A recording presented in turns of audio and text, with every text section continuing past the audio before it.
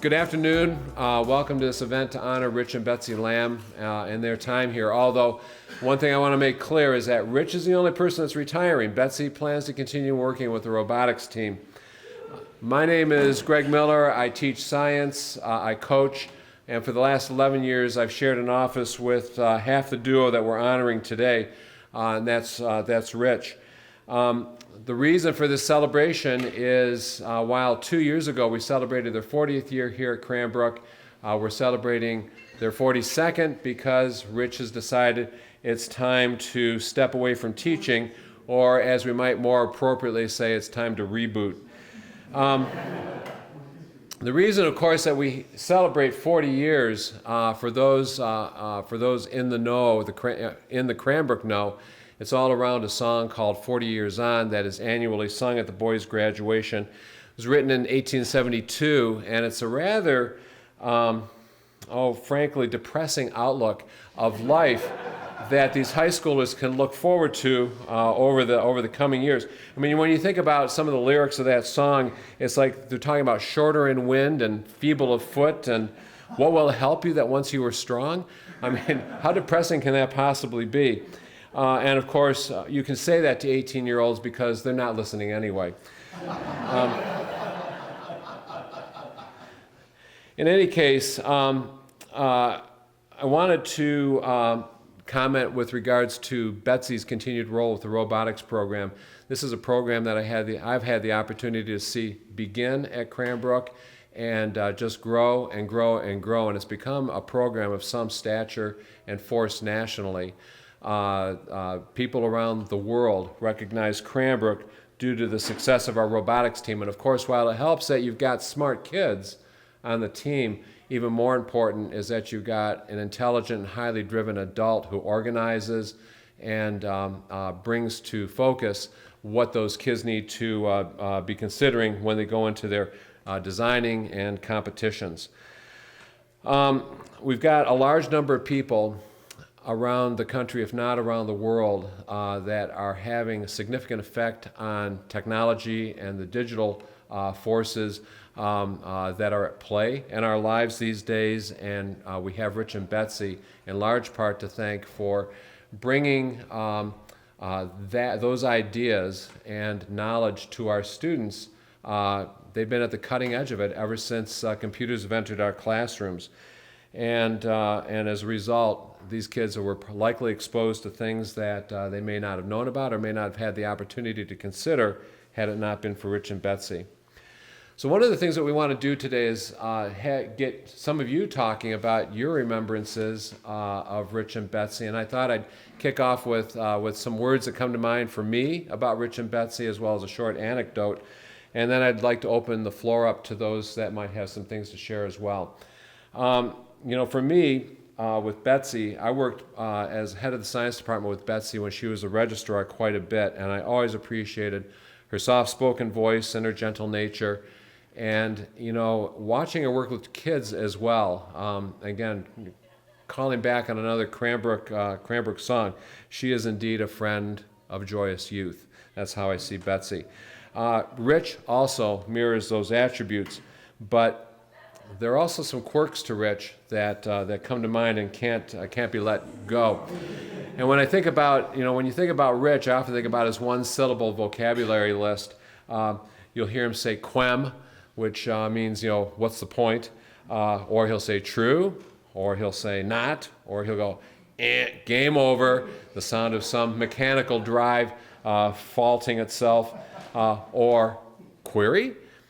In any case, the fact of the matter is all these words, especially if you're familiar with computers, can convey quite a bit, and in their own way are almost their own language. With regards to query, I heard a story about Rich a couple of years ago that I wanted to share along with you. Jay Adelson, who is Cranbrook Kingswood class of '88, was back at the Lamb's 40th anniversary, and he describes his skinny, thick-lensed glasses self as coming up to the upper school from the boys' middle school and being rather intimidated by the vast ocean that the upper school seemed to represent. And he was very nervous about things, and he recalled walking down the hallway of Gordon Science. And I picture him as he was telling this story, just as being one of those kids that just didn't want to be in anybody's way, and probably his shoulder just brushing against the red bricks as he came down the hallway, hoping that some overexuberant senior wasn't going to bowl him over on this first day of classes, when he came across a set of double green doors that opened into a hallway. And that hallway, of course, is the computer hall. And in that hallway and in a recessed doorway, he saw this tall, thin-haired man standing, looking at a box on the wall. Now, this was, of course, was Rich. And back in the day, when our computer lab was filled with those very valuable IBM PC 8088s, 2 5¼ inch disk drives, and a 4-color CGA monitor, these things were likely targets of theft. And so not only was the door kept locked, but it was also digitally coded with a box that you had to type the code into to get in, so the siren wouldn't go off. And so this was what Rich was doing as Jay approached, and what I imagine is in something like a Charles Dickens voice, I can just hear Jay go, "Excuse me, sir," and to which Rich turned around and said, "Query?" And Jay said, "I felt immediately at home. I knew I'd found my place." And on so many levels, this defines Rich. He's open, he's welcoming, he makes one feel as at home as a wombat does in its warm burrow. So, given that start, I'm hoping maybe this has planted a few seeds for some of you to recall some things to say that you might like to say about Rich and Betsy. And if you'd like to come on up to the front, you can do that. Or if you'd like to speak from where you are, I'd invite you to do so also. So if anybody would like to kick in some fond remembrance, that'd be awesome. Yep. My name is Jeff Cowell. I'm class of 70, and my tenure here did not overlap with Rich. However, when I was a junior here, somebody gave enough money to put a pair of Model 33 teletypes in the old science building. Mr. Heavenrich put together a class that met on Saturday mornings, and if you could get a successful program to run, you could watch the room. So I did that. I graduated in '70. I'd fallen in love with computing. By 1972, at age 19, I got hired as full-time staff at Wayne State University as a programmer on the IBM 360s. Okay. I always loved Cranbrook, and I had heard that there was a program called Cranbrook PM. And Cranbrook PM offered a class in introductory programming behind the dining hall, if I remember correctly. Upstairs, there was this little room, right? And I did that, huh? It might have been, I honestly. Oh, yeah. Okay. The next thing I know is I'm coming back for maybe a 5th or 10th year reunion, and the new science hall was open, and I go walking through, and there's the deck. They were like VAX 380s or something like that? PDP-11. PDP-11s, and I was working with PDP-11s at Wayne. So I went, oh, cool, they got PDP-11s. I'm growing up, like Cranbrook's got this. And I met Rich, okay? And we immediately fell in geek love, okay? I never worked with Rich professionally, but in the intervening 40 years, my 50th is next year, every time I've come here, every time I've talked to you, I've felt that the digital health of the school and the future of Cranbrook and computing is in superb hands. So I've been watching all of this a little bit from afar, but this is just incredible, okay? Godspeed, good health. Thank you. Thank you. But the one thing I remember about Rich specifically is, I was a runner, and he said, his attitude on exercise was, you're given a certain number of heartbeats and you can use them or waste them any way you like. So I remember that. Well, congratulations to both. Thank you. Okay. Well, I'm very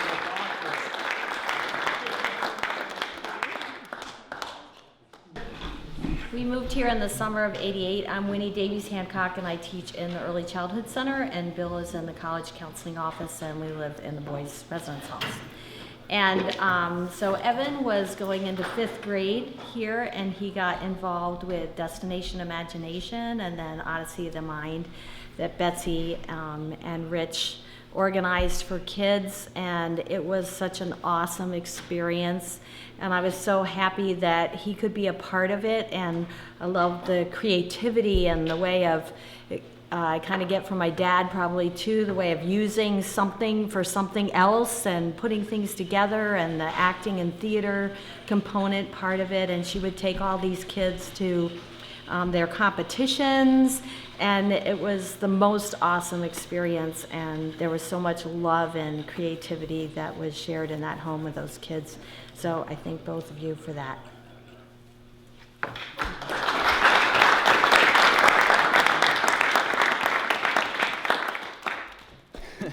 So I'm Flavio, I'm class of '04. I had the tremendous pleasure of taking Rich Lamb's class not once but twice.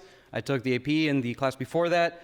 And I have a little bit of a story going forward after I took that class, because a lot has changed in my life after that. I did not choose to go into computer science after taking Rich Lamb's class right away. I am currently doing software engineering. I decided to go in that track, and the reason is because when I was in college, I was a business major, and I took a computer science class for fun. And when I told people that, they thought I was insane, because nobody takes computer science classes for fun, apparently. I learned that computer science actually is a lot of fun, and I learned that from Rich Lamb. He made the classes so much more entertaining that they had any reason to be, and anyone who's taken his class understands exactly what I'm talking about. He added so much character to everything he did. We've talked a lot about how he's kind of introduced computer science terms to just general everyday conversation. Sometimes it was confusing, but pretty much every time it was really, really fun, and it was just a pleasure to communicate with Rich. I remember that sometimes we'd have a question and we'd go up to him and he would just go, "Quem?" And that was just such a joy. I don't think we deserved to be treated so well as we were, especially me and some of my buddies weren't very good students in the class. We kind of misbehaved a lot. And I felt bad many years later. I might have even sent Rich an email apologizing for my behavior and saying, "Don't worry, I eventually ended up going to computer science because I loved it so much." In any case, when I was in college, I took this class for fun, and I decided I hated business and I loved computer science. And this would never have happened if I didn't know there was a chance for computer science to be so interesting. And I ended up getting a master's in the University of Michigan in computer science. Right now, I'm working full-time as a programmer. That's only part of my story. The rest of the story was that I always felt kind of an interest in teaching computer science. And I have to credit that to Rich. And sometime after I started working in software engineering, I started volunteering as a high school teacher for computer science under an organization called TEALS, which sends out volunteers to teach high school computer science to schools that don't have the class. And I might have plagiarized a little bit of my technique from Rich, because I use a lot of things directly from him in that class. For example, anyone who's taken the class remembers that it's a little confusing to figure out how to switch to variables in programming when you first start. Turns out you need to introduce a third variable, which is called the temporary variable. But some students forget that, so Rich made sure that never happens by introducing an Irish friend called temp orary. Right? So this is an important thing because a lot of students can forget this lesson, and I found that as I was teaching the class, they never forget that lesson when you introduce your Irish friend temp orary. And now I understand that it's not just something he does for fun. It is fun, but it's not the only reason he uses these techniques. These are techniques that are well thought out, and they actually help students remember things and regurgitate them later on, like perfectly well. And that kind of is a good summary of how the class was as a whole. Everything I've learned from that class has been taught in a way that I can never forget it. And I saw it in effect because the students would never forget that. In fact, when I've told them many times, these students about Rich Lamb, and when I told them I was coming to this reunion, they told me to tell my Irish friend temporary that they said hello. So I'm probably rambling on a little too much at this point. I have so much gratitude for, like, I already forgot half the stuff I wanted to say because there's so much more. But I actually wasn't planning on coming to this reunion. And the only reason I'm actually here is because I also read that Rich Lamb was retiring, and I had to be there for this. Like, this was my only opportunity to say this. So thank you so much. I owe you a tremendous gratitude for what happened in my life. So.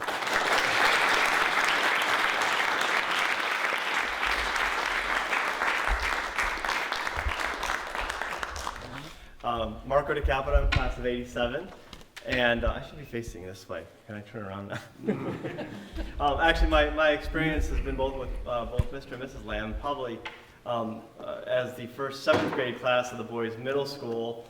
There you are. I was right.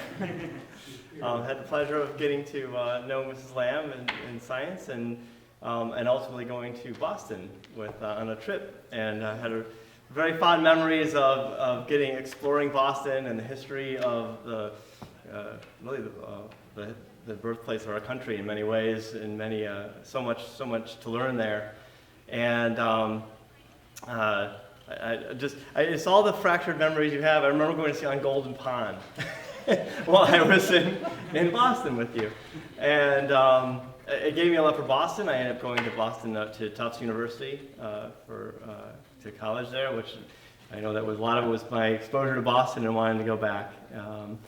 And then in high school, had the opportunity to take computer classes from Mr. Lamb and Rich Lamb. Sorry, I can't help it. No, Rich.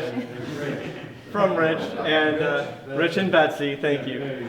And Rich, it was the seed that planted in my heart, and I started in electrical engineering in undergrad, and then went on to a master's in computer science, computer engineering at Stanford. So thank you both for touching my life and inspiring me, and now I'm leading a company in technology and bringing technology into the church. So that's thank you.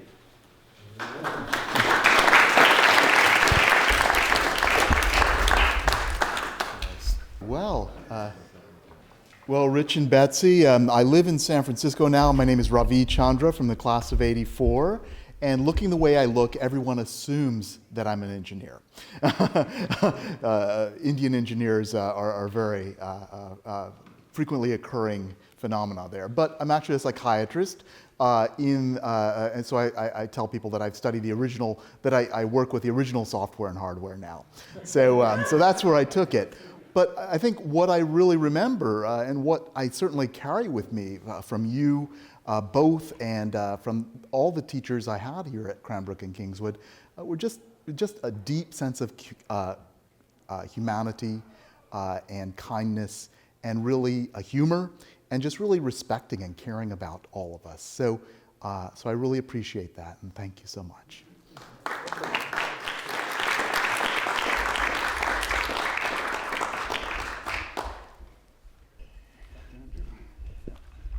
All right, well, I'm Sid Bottoms, class of 99, or if we want to date ourselves otherwise, it was when the 486s were in the computer lab. So just wanted to say, for about 4 years, me and a bunch of my friends probably lived in that computer lab, just about. And I wanted to say thanks for always, providing that space, and it was a lot of really great memories in there. So thanks for that. Thanks for the teaching. It's what set me down firmly the path of computer science. I'm in software engineering, been loving it for 15 years, and that was kind of the time in my life when I decided, oh, okay, this is what I'm doing. So, thanks again. I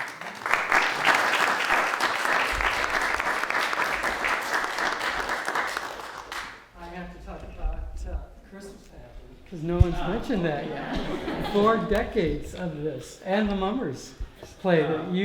You kept those kids in line all those years. Thank you very much. It's a very, very wonderful part of the school, and I hope you've left it in good hands.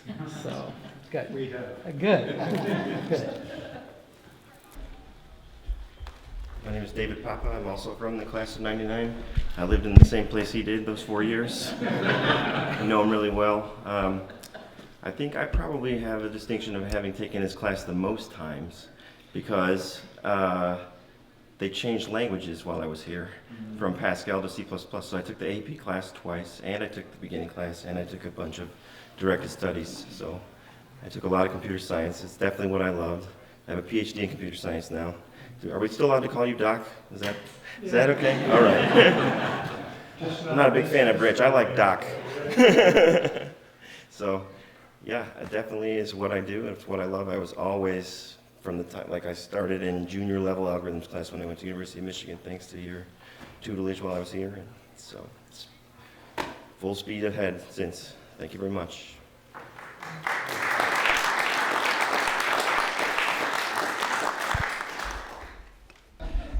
This is a quick one, but oh yeah, right, no touching it. This is a quick one, but I always laughed at this in the future after I heard about it. Oh, right here. There was some kind of language forum at some point where a bunch of the language teachers, like the French teachers, Spanish teachers, etc., had all congregated for an event, and they were talking.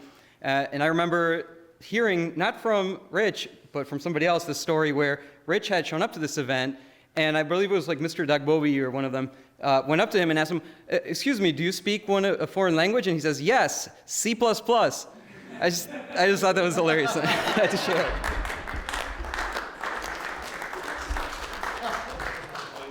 So, not really great at speaking in public, but Mrs. Lamb and I actually have that in common. But I wanted to say a few words about both Mr. Lamb and Mrs. Lamb, Rich and Betsy.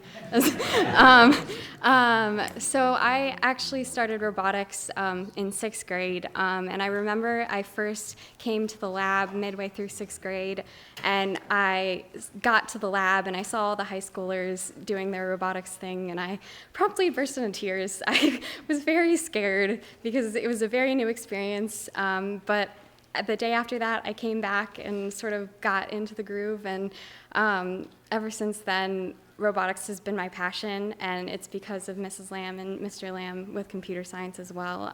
So I ended up pursuing a degree in electrical engineering, and I guess one funny anecdote, so Mrs. Lamb and I are both very quiet people, and often we'd have a lot of meetings in senior year together to discuss various aspects of the robotics club, and sometimes it would kind of feel like she was talking and I was talking, but we were both so quiet that it wasn't really sure if we were actually having a conversation. But I honestly owe all my interests and all my work so far to you both. And I'm pursuing a degree in computer science now because of you as well. So I just wanted to say thanks.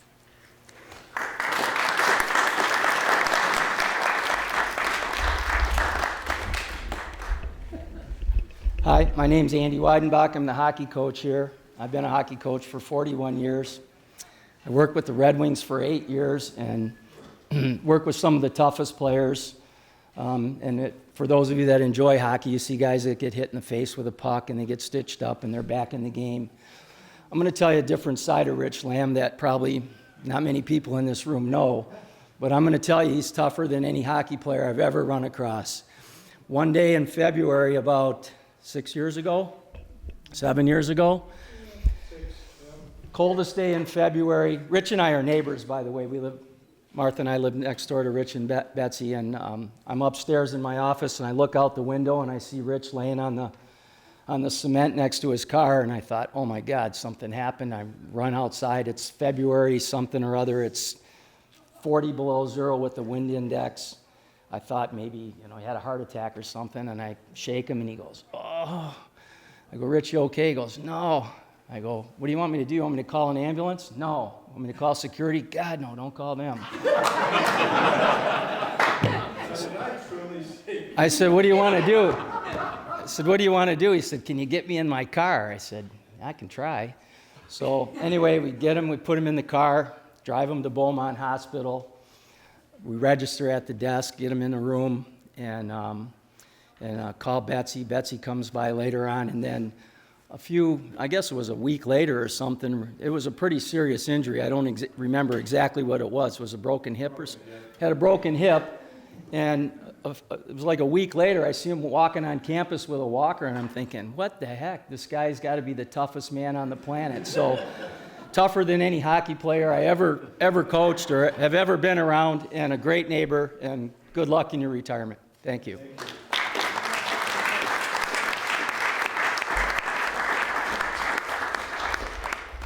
And the only one tougher than Rich is Betsy, because Betsy served as she was the dean of girls in the boys' middle school. She's, I think, taught like 5 different courses.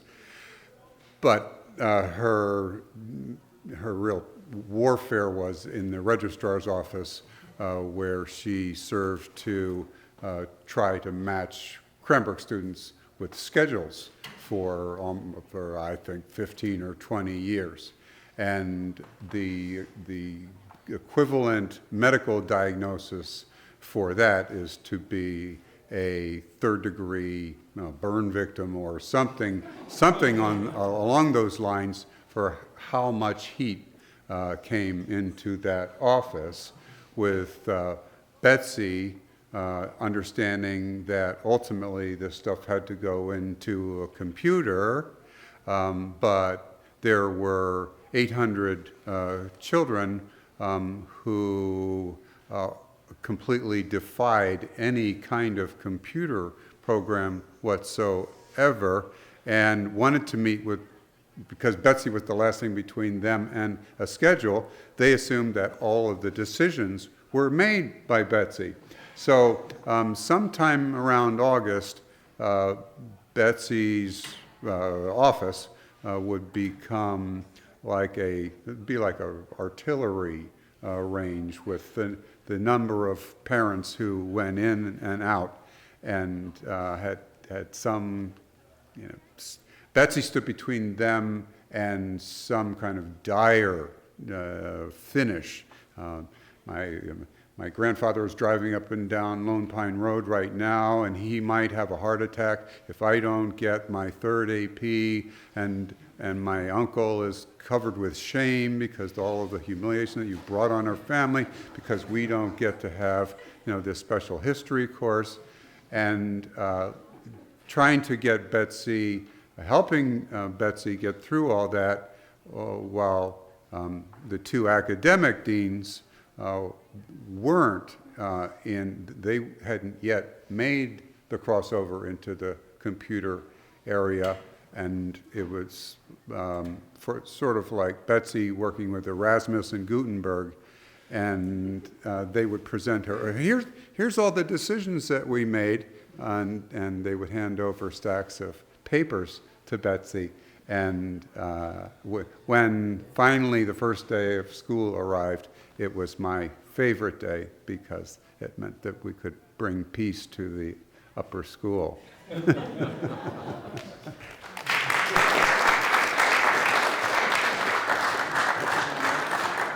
I'm sorry. I'm good? Okay.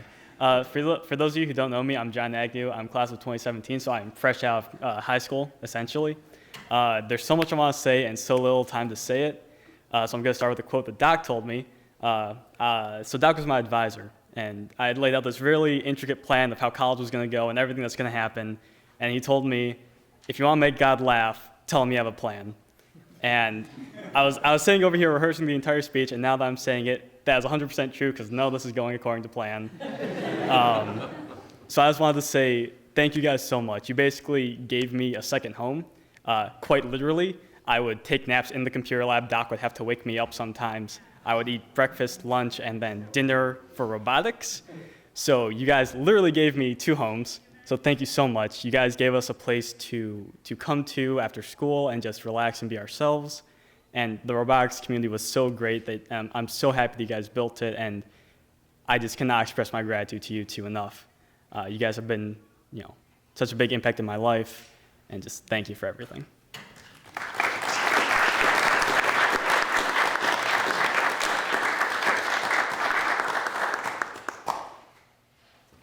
Rich, Betsy, do you guys have anything you'd like to share with us? Any fond recollections or?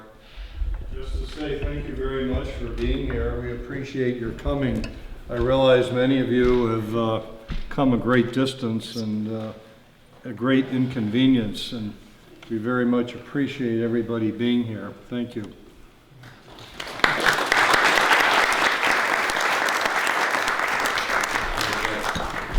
don't know if anybody's got a quick last story that they can think of, or a couple of last words they might like to say, but otherwise I know we've got Quad Fest is going to be going on outside soon.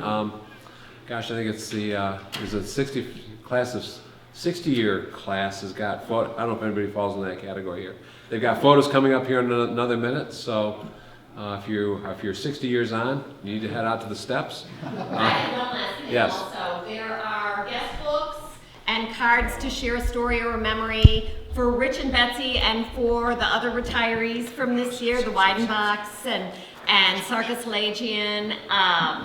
And there's also guest books for the family members of some of the faculty that we lost in the past year, like Dr. Roth, Tom Murdoch. So those books will be in the library for the rest of the evening.